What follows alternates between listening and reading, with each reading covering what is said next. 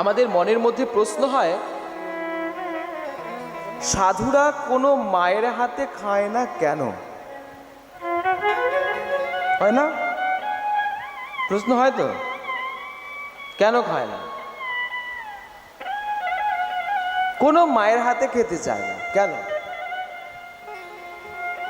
কারণ হচ্ছে একটি, যখন আপনার হাতে সাধু ভোজন করবে তখন তার নিজের মায়ের কথা মনে পড়ে যাবে। আর মায়ের কথায় মনে পড়ে গিয়ে যদি কদাচিৎ সে মায়ায় মুগ্ধ হয়ে যায় তাহলে তার হরি ভজন হবে না। তাই সেই ভয়ে কোনো মায়েদের হাতে প্রসাদ পায় না। তার জন্য কোনো মায়েদের হাতে প্রসাদ পায় না। আমাকে মায়ায় যাতে না পড়তে হয়, কারণ মায়েদের যে প্রীতি, মায়েদের যে প্রেম, মায়েদের যে ভালোবাসা, মায়েদের যে স্নেহ, সেই স্নেহ অন্য কোথাও পাওয়া যায় না।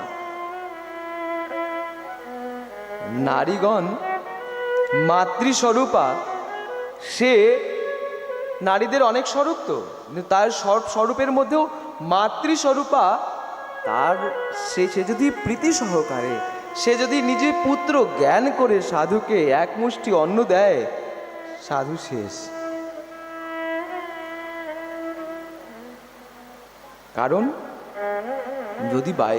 যদি হয় না, কারণ সাধুরও সেই শক্তি সামর্থ্য আছে সেগুলোকে হজম করবার, কিন্তু কদাপি যদি সে মায়ায় যুক্ত হয়ে যেতে হয় তাহলে হরি ভজন হবে না, আমার হরি ভজন হবে না। তার জন্য দণ্ডবত প্রণাম করে দূরে থাকেন।